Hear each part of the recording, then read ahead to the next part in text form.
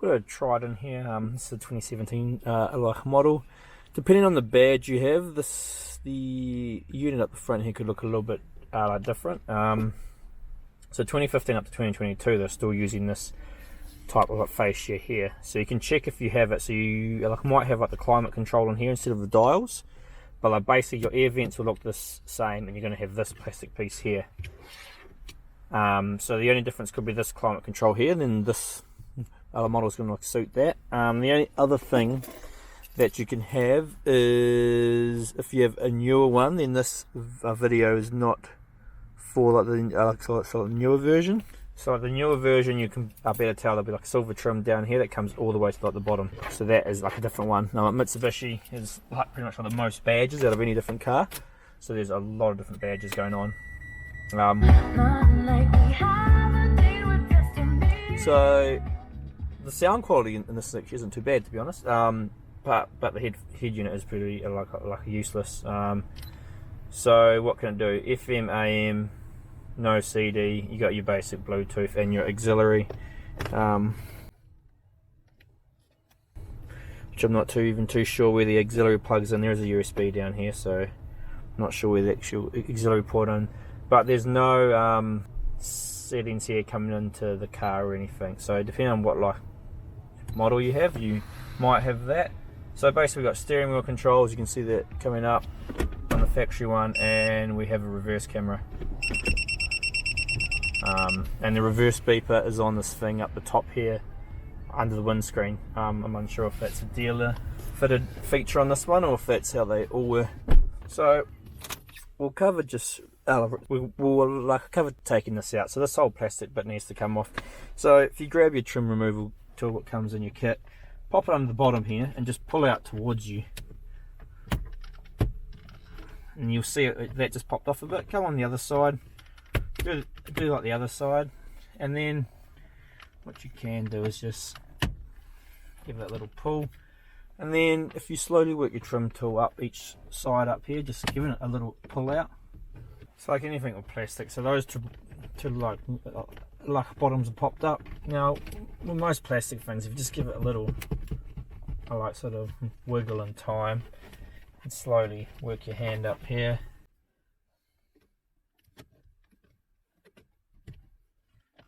get our tool in there, lift it up, you'll see there's a little gap you can just get your tool into. You see I've popped that side now. You'll see that it popped out, but I basically just put the tool into there and gave that side a little push out. So to recap, put your trim removal tool in here, pop that out, put it in here, pull with your hand to give yourself like enough space to pop your tool under the side in here, and you'll see it'll all pop out quite easily. So you find once you get to here, it's stuck, and it's because these are cables. So climate control won't have this issue, but if you got the dials, I'll hopefully be able to get under here and show you. But basically, see in there, you got that blue cable. There's a little knob on the top here, the best light. But on top of here, there's a little gate you push down. So if you put the full heat, you can see it easy. You just push on the top. That pulls that off there, and then if you go back a bit further, our cable is just actually sitting in a little bracket. Just needs to be popped out of there. So you can see I've taken it off there, and now back here you can see it's just sitting in that little cable bracket. So you can take it out of there. So you can see it's popped out now. So down sort of like that end, that's just like a ring that comes off there. You just push that small knob down on the white plastic bit. And back here, the clamp, if you can see it there, that little clamp, just pull the cable directly out towards you. A pair of pliers helps there. You can see the circlip still on it. That just is like a locating sort of circlip that goes in at start to keep the length right. So that's the blue cable undone. Now on the passenger side here, just like the glove box has sort of like the same thing. If you pull the glove box out, so this plastic bit here, you can see comes past, and you can pull it to one side and you'll see the whole glove box just pops out like that. That opens it up a little bit. So if you look in here, we have the same thing yellow cable that we had on the other side. So just doing the exact same thing again. I'll popping off the ring and taking out the yellow cable out of that little clamp. Again, if you can see in there, that end's come off, and I've just pulled this out of that clamp, a pair of long nose pliers. So that's that side out. Yellow cable's off. There's one more black one coming in here. Hopefully you can see that.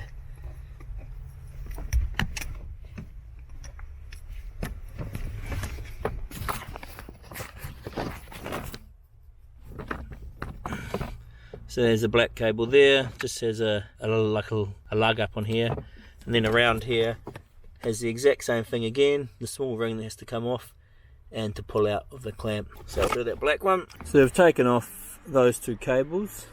Now if you go back to this, you'll see we can actually get it back a bit.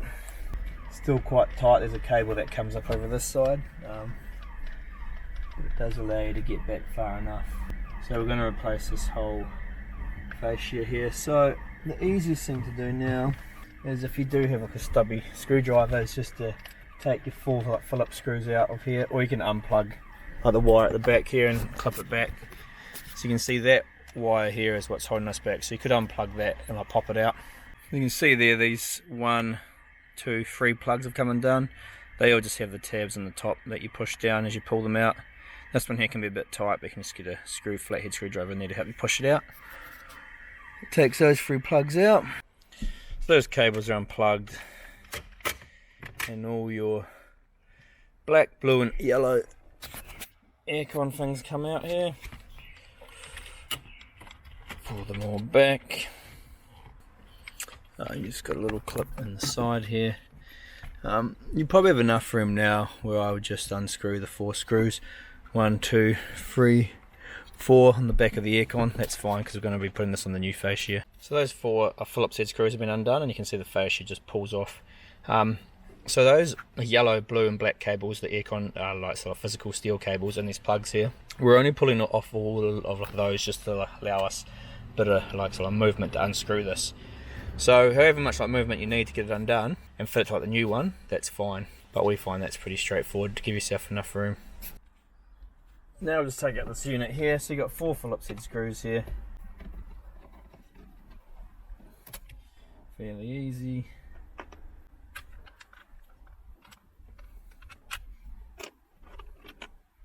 Keep them separate from your aircon screws. They're both coarse thread ones. Once those 4 screws are out, that head unit will just pull out. And the back here, got a few plugs, antenna plug, and 3 other small ones. Again, they're just plugs where you push the tab down and squeeze them out. Give them a little wiggle. Back of the old unit. Plugs we took out, FM antenna, FMA antenna, and these 3 here. Now obviously on some models, different models and whatnot, there'll be extra screws, extra plugs. This one just had these ones. You can see it was missing 1 grey one here, 1 4. Unsure what that one's for. But that's like basically it. So now we basically want to go and grab our wire adapter kit, plug in our harness, and then test our new unit. So here we have our ease adapter harness kit. Just allows it easy to plug things in. So you'll see on here it says with 360 connect this. So if your car has 360 cameras, leave this connected. If not, like this one with just a reverse camera, unplug it. That just allows it to happen. So grab this end here, and you can't go too wrong. You're going to match up the cables with where they go. There's only 3. They can only plug into what they go into. 1, 2, 3. All fairly easy. Start to look, sometimes the back here you can see they keep the OEM plugs for different models. Cool. So we're left with our 20 pin one hanging out and our antenna. So what we're going to do is go and grab our head unit now and just do a quick test. So we've got our head unit now. We just do this test because all we're looking for really is sound, radio, steering wheel controls. and cameras. So we'll put the 20 pin plug in there, we'll throw the antenna plug in, so all this head going on, and there's one more plug that we will put in that I've just forgot. Just need this purple grey 6-pin plug as well. Goes into the bottom one here, bottom in the auxiliary and the head unit. And this purple one here, you want to plug in to the cam one coming out of that main easy adapter harness. Plug those together. That's just going to give us our reverse camera input. Now basically we just want to turn the car on.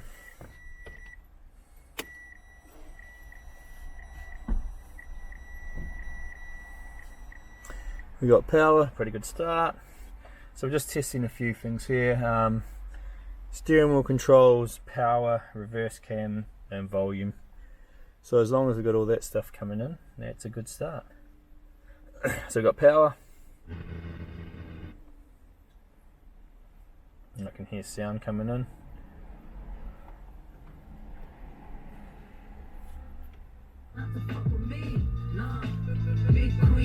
Steering wheel controls are working. Yeah, the speakers on these Tritons are actually good. So we've got steering wheel controls, sound, radio, reverse camera. Reverse camera coming in. All good. They're like beeping, it's just that aftermarket reverse sensors. So that proves to me that those reverse sensors definitely are fully aftermarket because they're not through the CAN system of the car. Right, so that's basically everything we want. Sometimes we also just suggest just like start the car with it hanging out like that. Just everything's fine here, but because it's using the CAN system, like sometimes you could get like an error light come up and we just need to change up the profile, but everything is fine. Right, so here's the new one, the new Vhedia head unit with fascia. They're not the factory ones. There's a few things that need to come off. All these red tabs have to come off. You can just put a flathead screwdriver under these and pretty much like pop them off. It's fairly straightforward. All these screws need to come off. One, we need to take both our air vents off, and then these other screws are just holding on that trim at the front. See that little bit of trim there that goes around the outside that's textured? That comes on as well. So let's quickly cover a few of these.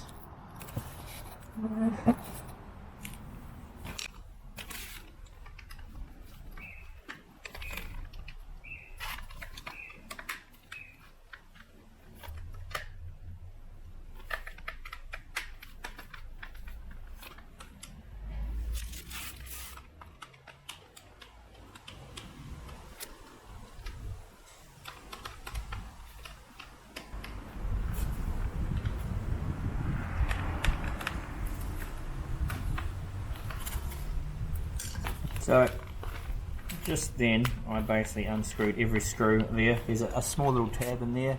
Got to press out, and then this aircon, these aircon vents will just pull out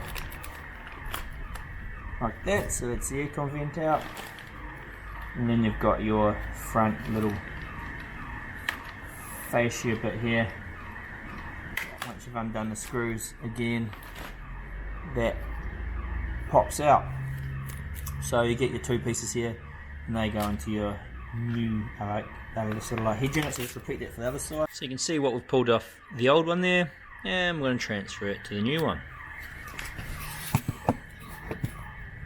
So let's start.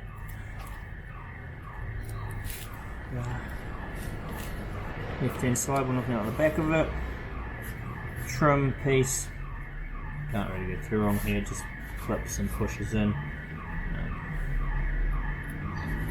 So just a matter of lining up all the parts, all the holes of the right holes, and you see it all clip in. With a nice tight fit.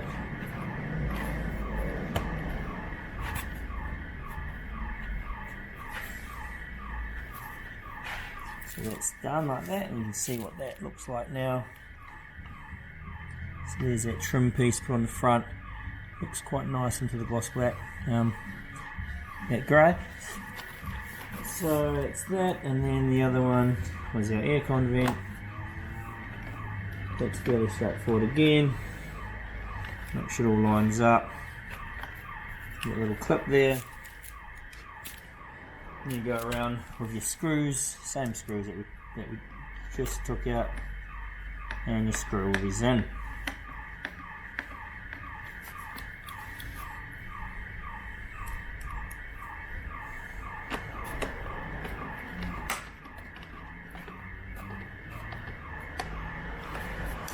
Let's put in a couple there just to show you. So you can see that's what it's looking like with like the factory parts put back on.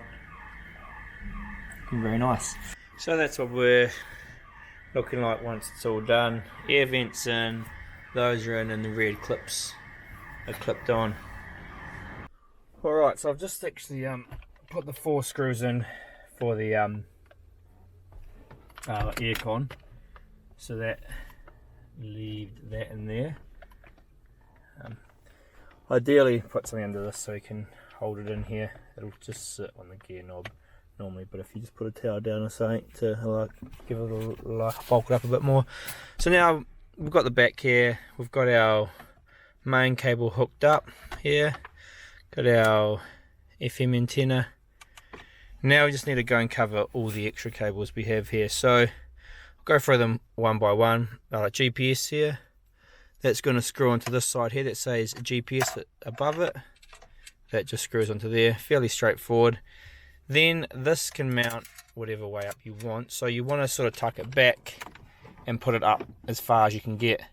So I can see I can pretty much get this, and I'll stick it up the top all the way back there and stick it up under here. So that's going to give it a good clear view of the like the sky with only the windscreen above it, and that's all plastic on top there, so that's fine. So that's your GPS. This is your Wi-Fi antenna. This screws on the other side here. This you can just leave floating around the back, as it's only extended just for cases where we are going to extend the Wi-Fi. So that's fine, just leave all tied up and floating around the back. Our third USB here, which has a pink port, which goes into the auxiliary port here. We'll go into the 4-pin one you can see here. So that just plugs into there, like so. That one you can leave tied up too. They're handy to run. So it's like the dash cam off for the 4G dongle, or whatever you want to use it for. Auxiliary is a brown one. You can hook this up. So this you'd mainly use for an extra video input. So if you want to use a camera as a rear view camera, and get the sound from the camera as well. Or you could use for auxiliary for playing from an old iPod or something like that from the sound. So that plugs into your auxiliary, plugs over this side. Now two USB ports in our mic port, which is our white plug here, which again plugs into our auxiliaries over here. Hopefully not yet, but in the future we will get the right a rocker panel switches, which are down by the SIG plug here on this model, and we'll include one of those in this kit. So that will give you two tidy mount ones. For now, you can tuck these down the side and pop them out by the kick panel. Some models will have a USB plug here. So actually, this one I would be plugging into one on the car side. This model hasn't got it, but some will. And then the other end of that will plug into one of the USB ports I just showed you, and that means you can retain your factory USB plug.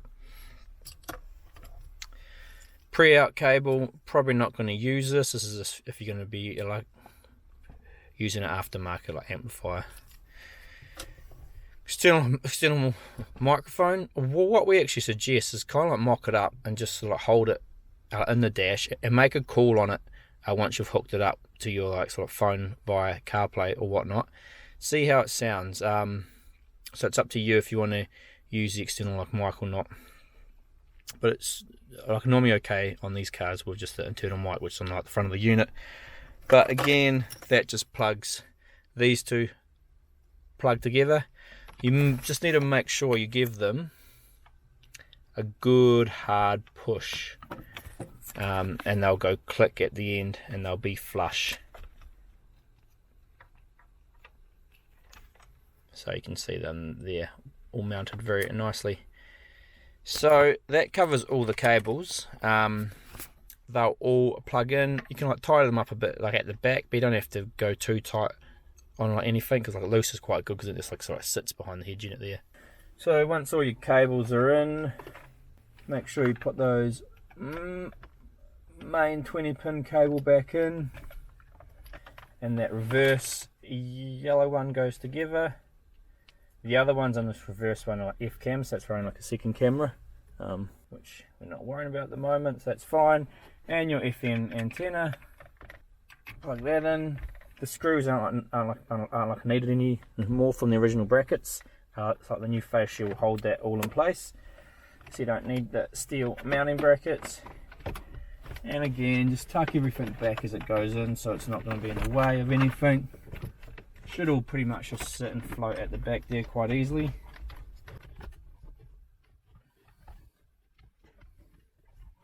Make sure everything's out of the way.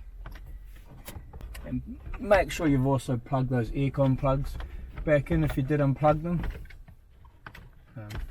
Some people do, some people don't. And just go around and push the unit in so all your clips clip in. Then, what I didn't do then, but what we do suggest, sorry I should have done that before I put it in, is to actually just rest the head unit there and do the power up test again and check sound, reverse camera.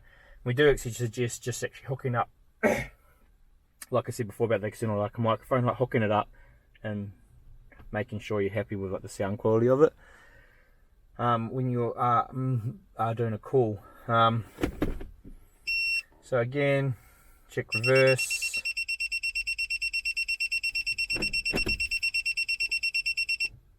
Getting no signal, so it's a good idea we checked.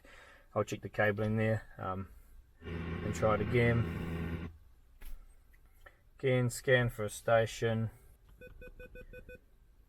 Check your steering wheel controls are working.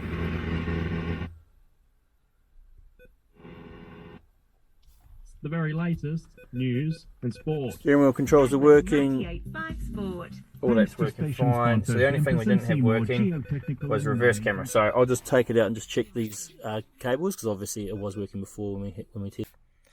So that's the head unit all installed and working well.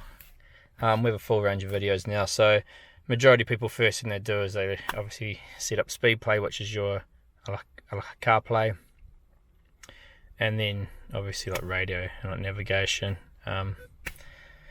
The unit comes pre-installed with like a navigation app called like iGo on there. Might as well add this into this video. I've just gone like to Bluetooth. I've searched. I've found the phone. Phone's come up here. I send into the pin. Put in 4 zeros. Click pair. Now it's come over here and it's gone green on Bluetooth. So that means it's connected. My phone saying, do you want to allow contacts to sync? Allow. Now what it's going to do is it's going to pop up speed play. Do you want to use speed play for CarPlay? Yes, use CarPlay. That's basically how you hook up Apple CarPlay. Android Auto is the same, like basically a few different things, but it is basically the same. So again, that was just going like the Bluetooth, like pairing the phone first, clicking search up here, and then I clicked on the correct phone, click the tick button, and away we go. Now again, speed play is connecting up. Sometimes the first time you connect CarPlay, it just takes a little while for it to kick in. And there's CarPlay all hooked up.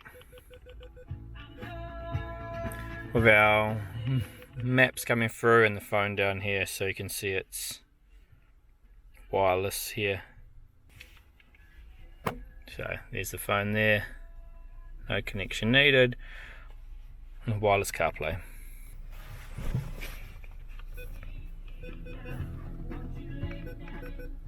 Steering wheel controls.